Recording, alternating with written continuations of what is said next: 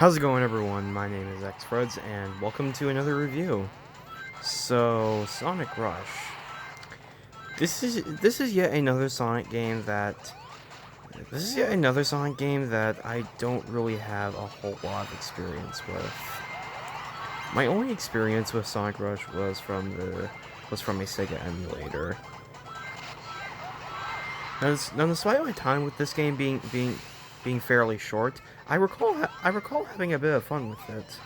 But despite being a bit laggy due to it being an emulator, I'm hoping able to get it on my mobile device like I did with Sonic Lost World.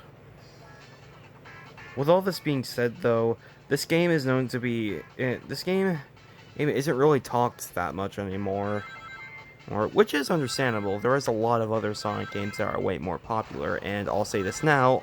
Now, I'll admit that there's way better Sonic games out there, but I decided that I wanted to give this game a fair go. So, welcome to the review. Now, keep in mind that this is all my subjective opinion, and you can either like this game or dislike this game. It won't affect me in any way. And second, the video footage is also not mine like the usual. Well, I'm once again using this footage from FC playthroughs. It's because believe it or not, I'm still trying to look for a way to still play this game, and I can't get it on my phone currently, so, and I don't have a Nintendo DS, so yeah, and I can't really record on my computer at the moment, so yeah. With this being said, let's actually get into this. Now, keep in mind that I won't keep the story segment long, considering that I don't necessarily remember a huge amount of Sonic Rush's story. But I thought of a story that might show the main idea, and I think I might have got it.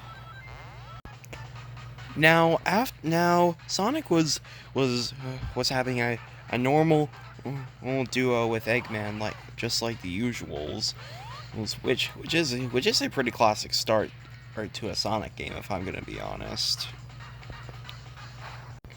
Sonic the Hedgehog encounters this cat named Blaze. He's after fighting with Eggman. Apparently she is brought here because of the Soul Emeralds being lost, and she needed to go find them. As for the reason why she's here in the first place, she's just here because, well, she's here because the Soul Emeralds just got lost. That's probably the best answer I could possibly give you. Like I said, I don't have the biggest connection with Sonic Rush's story. Although that's not to say that it's bad. It's just a tidbit forgettable. Blaze also met this rabbit named Cream. You know, the rabbit from Sonic Advance 2. Who? She decided to spend some time with her, or to make a new friend along with her journey. And she took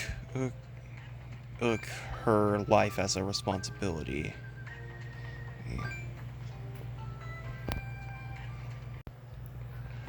Sonic and Blaze before that, though, had a little rival fight, which is a pretty memorable moment in the Sonic Rush series, I'll admit.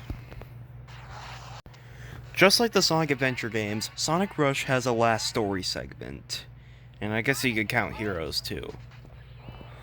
Oh, and also,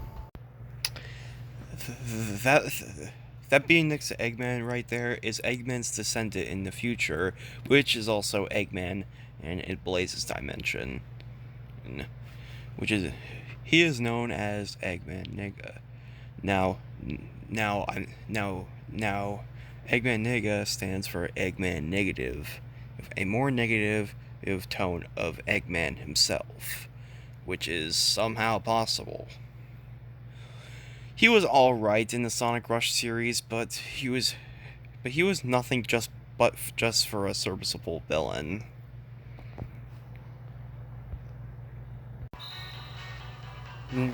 Now Sonic has to team up with Blaze with both Chaos and Soul Emeralds. It's to take down an Eggman from Blaze's dimension. In conclusion, Sonic Rush, despite its story being a little bit forgettable, I could definitely say that I enjoy the story. It's definitely something I would see from a Sonic game. A semi-serious story that doesn't take it too far. Or this is a story that I believe any Sonic fan can enjoy. Which makes the story for Sonic Rush so great, despite it being a little bit forgettable, as I said before. But hey, for a DS game, this was pretty well thought out. Now let's move on to the gameplay. Sonic Rush has a total of 2 acts per stage, and these stages are actually pretty fitting in terms of length. It's the way I like it, and both characters act pretty similar to each other. With Blaze is getting some fire effects. Now there could be something that I'm missing here, considering that I don't have the biggest experience with Sonic Rush, but I pretty much had the same experience with Blaze like I did with Sonic. Just the levels were in a different order, and there were certain levels that were exclusive to Blaze. That's the way I like it, and I'm glad that these two characters don't take it too far. In terms of gameplay. Now, you see, people have complained about, certain reviews complain about the adventure games being the multiple playable character segments, while not being a bad concept. They're just a little too different where it can get annoying. But here in Sonic Rush, it takes a tone for the classic games where the multiple playable characters aren't that different from each other, while having some minor differences to keep the experience semi-different. And as well, this is the first game with the boost mechanic. Now Sonic Rush, which was inspired a lot of Sonic 3D Sonic games to be made: Sonic Unleashed, Sonic Colors, Sonic Generations, and Sonic Forces. This type of formula became so popular that it's still the Sonic games whose main focus in terms of gameplay nowadays. While I like the boost to win formula, I will admit that it's starting to get. I will admit that I would want Sega to experience a new formula. I know Sonic Lost World wasn't the greatest Sonic game in the world, but you gotta take risks. You gotta experiment with things. And while there is a chance that you might screw up, you gotta at least try. However, whatever. Despite that, I still enjoy how the concepts that this game brings. I also like to briefly mention that the controls are some of the best in the entire series as well. Well, you can still with Sonic, you can still spin dash, but while you're playing as Sonic, you can still spin dash, but you can only use it. But it's best to only use it if you don't have any boost left. Which, to be honest, you'll be getting a lot of boosting throughout this game. If there's one thing that I can say that Sonic Rush does better than the actual Boost to Win 3D games, it's definitely the more accurate controls. These are controls that I can actually get behind in Sonic games. games, and I can't imagine any controls that could be better. That I've experienced, at least. However, the level designs, the levels in some occasions can truly be great. I mean, there are some level designs that look really interesting, even though I haven't experienced them at least that much. However, I will say that Sonic Rush doesn't really bring a whole lot of memorable stages in the Sonic universe. They're still really fun, don't get me wrong, but they're definitely not the best. But they're still not. But the stages are still far from the best that the series has ever seen. But I will give credit for making these levels not too bad.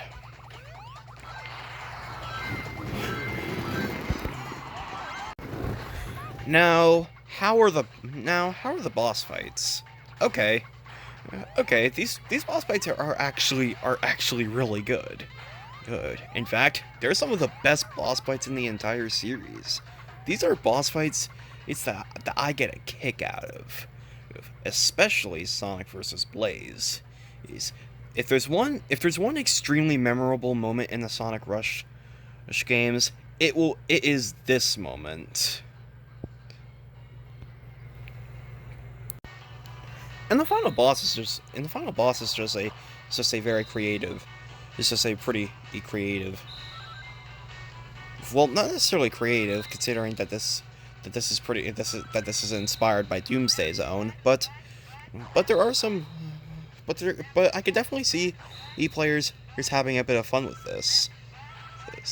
And this is definitely one of the better final bosses in the Sonic series, even if it's not one of the absolute best.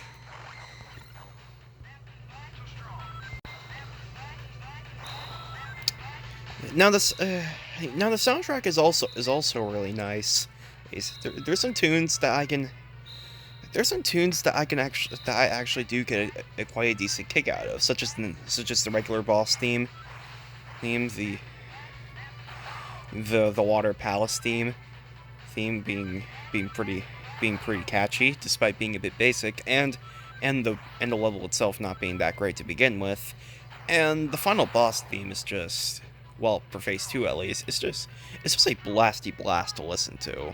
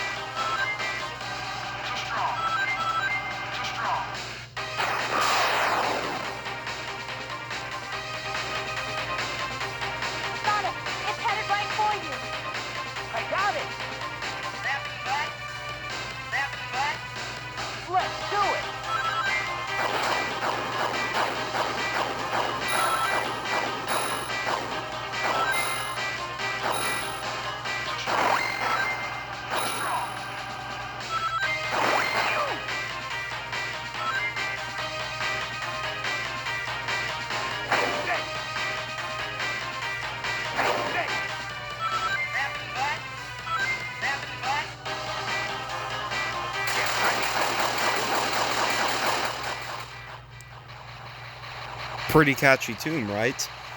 I will also like to mention that the graphics are fairly well for a DS game. The models are somewhat pixelated while being somewhat 3D. This is good, and I'm glad that DS game, especially for Sonic, was able to follow it. Though I'm pretty sure Sonic isn't the only one and that has this type of feature. But I'm glad that it was done well. I would like to also briefly mention that the special stages are actually pretty decent. They're not as iconic as Blue Spheres, but they're still pretty. But they're still pretty alright. Although Although I will say that they could be a bit better, and I will admit that the special stages are a tidbit overrated, as if they get too much praise.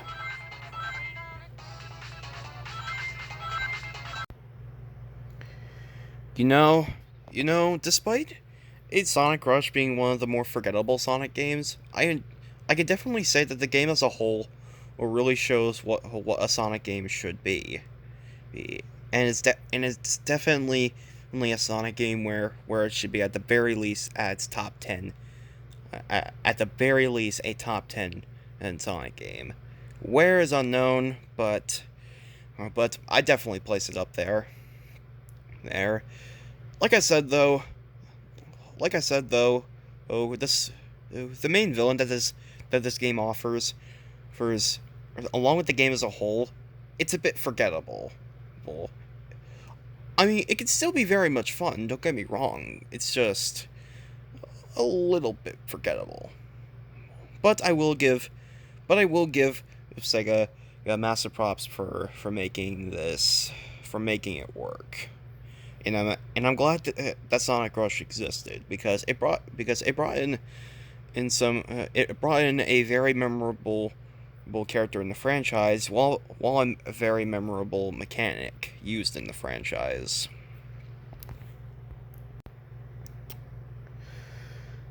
So yeah, that's my Sonic Rush review. Thank you guys for watching. Comment, like, and subscribe, and let me know what you guys want me to review next. Don't worry. Now I am willing to do Sonic the Hedgehog 4 sometime soon, because that's another controversial Sonic game that I've yet to get to.